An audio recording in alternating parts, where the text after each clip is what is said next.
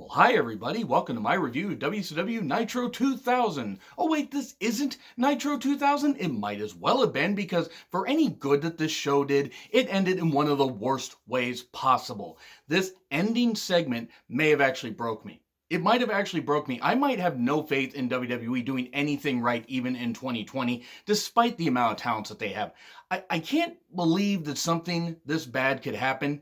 And I know I've said that a lot this year because for all the good that WWE has done, and they have done a lot of good, they really have, they have done just as much bad. And this whole Lana, Lashley, Rusev thing is an atrocity. It's a goddamn atrocity. It's absolutely terrible. It's the biggest pile of bullshit that I've seen in wrestling in a while. And it's fitting this was in the Hartford XL Center because it was an XXXXXXL size pile of bullshit. Yeah, that's what I'm basically saying. It's bullshit themed in case you haven't been able to tell here. So we start off with Jerry Lawler saying, it's the wedding of the decade, the century. Yeah, Lawler, you would know about weddings, wouldn't you? You fucking goddamn motherfucking freak, you goddamn pedo, you idiot. Anyway, so we get Kevin Owens. He didn't like seeing Rollins and AOP curb stomping Ray on the stage. Okay. We get Rollins then coming out and saying, well, Owens, people like you. Oh, great. Seth Rollins is 2003 Triple H and Kevin Owens is now Booker T. Oh, boy. We think it. Rollins and AOP, they come down, they start brawling with Kevin Owens because Kevin Owens is like, hey, actually, I'll go attack AOP. Great idea, by the way, 3-on-1. I mean, I know the metric system is a little bit weird in Canada, but, math doesn't exactly work out all that good when it's 3-on-1. Samoa Joe comes down. Samoa Joe and Kevin Owens, the tag team I did not know I need. We get a pull-apart brawl. Oh, boy, my favorite.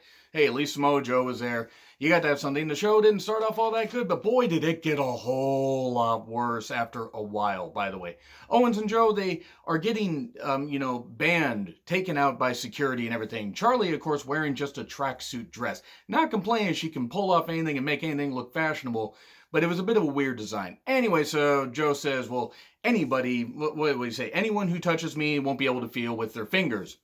It's usually kind of how you feel with stuff, unless you want to try to feel people with your feet. Joe, what the hell is wrong with you? Snitsky had a foot fetish. That was unusual. So, we get the one good match of the night, by the way. Aleister Black versus Buddy Murphy. It was good. There was knee focus by Aleister. Aleister's nose got jacked up. It was really good. Good back and forth and everything. This was definitely a very good TV match. It could have been pay-per-view quality. It was pretty close to their match at TLC. Maybe not quite as good. But that show stood out, or that match stood out on a show that kind of tapered off and went really, really south really, really fast. All due respect to the talents, and hopefully Kairi Sane is going to be okay. So then we get all the other kids and their pumped up kicks, thankfully just kicks and not the actual meaning behind that song. 2 black masks as well, 1 pseudo black mask, and then Aleister's big black mask right across Buddy Murphy's face. Have fun on seeing that, and 1, 2, 3. Then AOP and Rollins are forced to leave.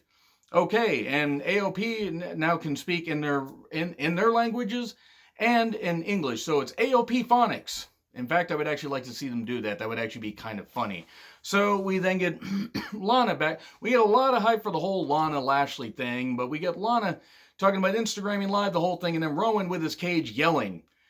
Why the fuck is Eric Rowan still employed, I wonder? I know he's 6'6", 6'8", and I'm sure he's a nice guy, but he's a fucking useless sack of shit. He cannot really do anything. Sure, he had an okay match with Roman at, Clash of Champions. Congratulations, whoop-de-doo. And he didn't get injured during it, because he spent most of his time being injured the last 6 years. So we then get Roman versus a jobber. Pointless. Get rid of this shit. I don't know if they have any idea what's in the cage. I don't care what's in the cage at this point. It could have been Luke Harper's contract, but it wasn't going to be anything memorable. It wasn't going to be anything good, and now the Harper's gone. It just ended. Why? He's not charismatic. He's not interesting. I may be just a fan yelling on YouTube, but guess what? I can tell when somebody just isn't interesting. I know there are Rowan fans that are watching, all 2 of you, and that's fine, but just look. You gotta refresh the guy. Send him somewhere else. For fuck's sake, the guy just isn't interested. He's not gonna be interested anywhere else, but for God's sakes, he can't be any worse than he is here. Oh boy, this cage stuff started nowhere and has gone backwards, and I don't know how. We get Lana putting lotion on her skin, or else she'll get the hose again. In fact, Buffalo Bill might have made this show a whole lot better. We then get Charlotte saying, I'm in the Women's Royal Rumble match. Good job. Okay, cool, fine, cool. Shocking, I guess. Not really shocking. Also, I'm sorry, but they got to find better makeup people because they are making a lot of their women look fucking awful, and it is terrible. They cannot make people, and a lot of the guys too, they can't make them look that shiny. TV appeal is one thing, but you can't make everybody look like a goddamn mannequin. Charlotte wants a challenge. Here comes Natty. We get Natty and Charlotte. Look, the match was good, but the match went on way too long. Natty did have one good line, though. I'm a bigger bitch than you. That was kind of funny. If anybody hits Charlotte in the face, they're going to break their goddamn hand. It's going to be like Catwoman. Remember Halle Berry's Catwoman? I'm sorry, I'm not. If I have to think these things, in my cheek apparently, if I have to think these things, so do you. But then the match, okay, whatever it was, hey, the crowd wasn't reacting all that much to it. I know how we're going to get the crowd to react to it. By the way, Hartford, I mean, Graham, I know, I'm certain that you were there. I don't know if you and Alexis were there. I hope you guys were making as much noise as possible, but a lot of that crowd seemed dead. Now, to be fair, a lot of that show really wasn't all that good, but let me know how the crowd sounded live, like if you guys were actually loud, because on TV, you guys really didn't come across as very loud. Not that I blame you, because again, the show wasn't very good.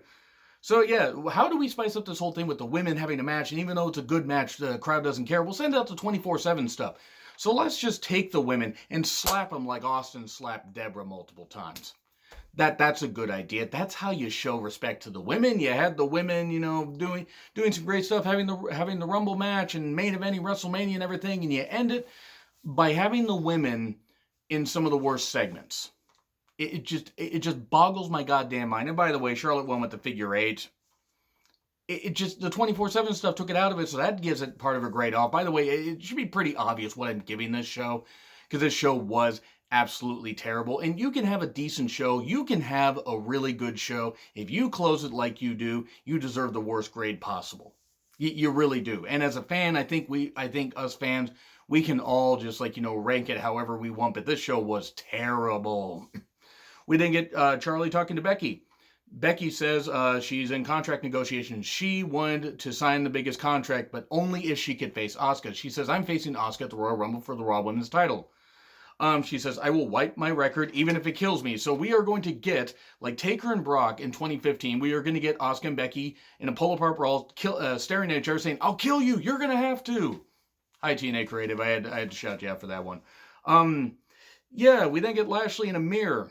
With a vest, and we got Ultimate Warrior flashbacks where Ultimate Warrior showed up in a mirror against Hulk, facing off against Hulk Hogan on WCW TV in '98. How'd you have fun with that? We get Liv. She can be very diabolical. She's gonna have to be diabolical because somebody hurt her earlier in life. Unfortunately, we get to find out what that is. I was excited about these Liv vignettes. I'm not so sure that they know what the fuck they're doing now, and oh boy. I don't know if this is going to work, even though I think Liv can really do with a character change. They may have just torpedoed this thing already, and that's no fault of Liv. But we get the Oxy, not like OxyClean. We get Gallows, Anderson, and Styles there, and then we get the Street Profits. And Montez Ford, of course, referencing the OC. Congratulations, Montez. You're referencing something that everybody referenced 6 months ago. And I like Montez, but it was whatever. Street Profits versus Gallows and Anderson. Hey, winning team gets a tag title shot, I guess, even though they both end up getting a tag title shot later. And at one point, Montez was swinging from the gallows. Probably should think about these things before I decide to write them down and say them, but oh well. Ford pins Gallows or Anderson, I'm not really sure. I didn't necessarily care about the match, even though the match was good for what it was. Dawkins and Ford, by the way, do a really good Ricky to Robert tag, so I will say that much about them. And then we get Becky versus Asuka. It's official for the Rumble. Minutes after Becky already said it was. Okay, whatever. We get Street Profits talking about the multiverse and talking about bridesmaids, and I don't know. Can we... It's not that they're not charismatic, but... And also, why was Montez splashing his liquid all over everybody, including his own partner? And I don't mean Bianca. So then we get Drew coming down there, and he's referencing himself as a sexy Scotsman. I think I could second that, and I think a lot of people could. I mean, it's hard to, it's hard not to look at Drew and be like, how the fuck could Vince not look at that guy and think, I want to know what love is? And, because Vince would be talking to a foreigner. See, it's a joke that works on absolutely no level, so all of my jokes. It was funny where he says, hey, can I stand here? I don't care what you think. And it was like near a fan. Drew kind of chumming it up and being happy, and no, not chumming it up like a shark, even though he treated Ryder and Hawkins like they were chum, and oh boy, he takes them both out, pins them both. We have Drew dominating 2 men at once. Have fun with that. I know some of you are thinking it. And then people for next week, we get the Bork Laser next week. We get Brock Lesnar coming back. If Brock is not tossing Dominic around, I really don't care. They need to get the title off of him. He does not need to be champion anymore. He's not the draw. He's not. I mean, people say, well, he's not the draw. Sami Callihan is. Brock can wrestle. Anyway, so Ray versus Andrade, or Andrade, as King said. King's an idiot, by the way. This isn't the last time the King says anything bad. Next week for the U.S. title, Street Profits versus Viking Raiders versus Gallows and Anderson next week. Then Orton has a black knee brace, which I'm sure just upset him. He is here to engage the audience. I'm going to keep making fun of Orton because he dropped that word on Twitch. And that's unacceptable, and I don't care what variation he used, it's bad. He's drunk. Drunkenness doesn't make you be racist. I know that might come as a shock to some people. So, Orton says, I may be out for a while, may not be able to come back. Of course, this is based off the whole thing at the house show where he had a knee injury. Styles comes out, says, you're going to sit there and you're going to take it. Boy, Styles really does support Trump, doesn't he? So, it was a work, shockingly. Orton was like, they were teasing the whole thing about facing off at Mania, hopefully without the bad lights, and then RKO, and Orton was like faking the whole thing, teasing everybody, faking the whole thing. It was bad. Ray then hides facing Andrade and Rollins and AOP. Andrade and then, targeting Rollins and AOP. And Ray says, I will be standing tall at the end. Ray, I don't know how to tell you this. I don't think you've ever been standing tall in your life. I know that Ray is a talented athlete, but standing tall, he has never been. And he has never been walking tall. He hasn't been even walking medium. Andrade versus a jobber.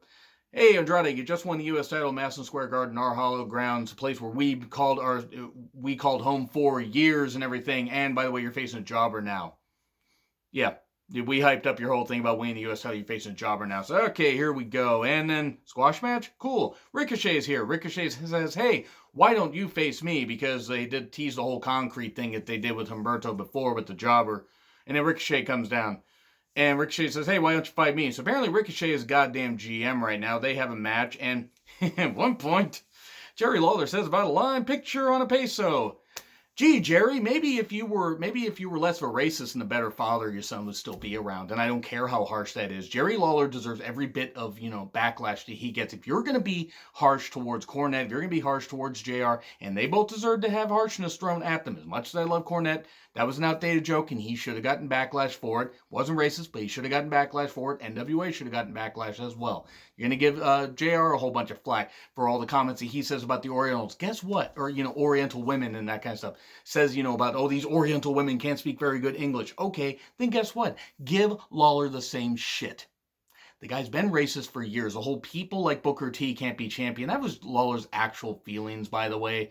And Jerry Lawler, I don't care. They could say he's one of the best wrestlers ever. I don't care. I never thought he was all that good. And I saw some of the stuff in Memphis. Never impressed me all that much. But there are plenty of people that like it, and that is fine. But he is washed up. He does not need to be on commentary anymore. Picture on a peso. Somebody should have slapped Lawler and, kicked him off the stage. Now, I don't care if he's almost 70. Get him the fuck out of here. He doesn't bring name value. He brings annoyance. He is an annoyance. He is a nuisance. He is a relic.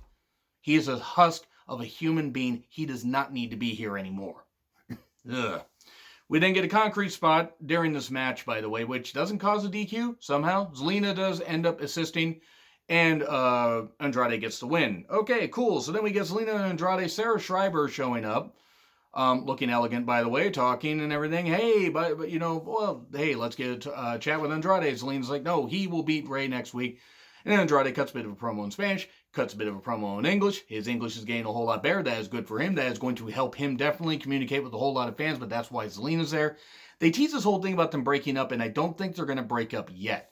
They teased it, and then they almost kind of went back on it. So I think Andrade's going to get a short run with the U.S. title, have him lose the U.S. title at the Rumble, have him win the Rumble, and have him face Brock.